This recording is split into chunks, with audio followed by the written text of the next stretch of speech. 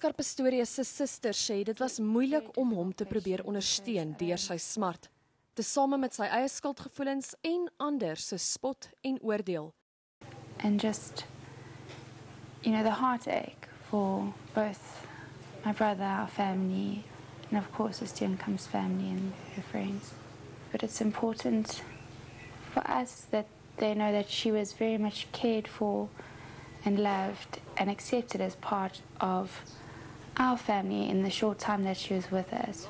Karl Pistorius sê aangesien hy sy broer van kindsbeen af ken, weet hy wie die ware Oscar is. It's difficult to see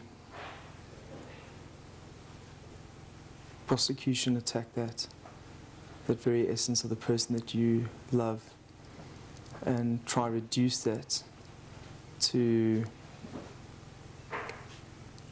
a mere shadow of what he formerly was.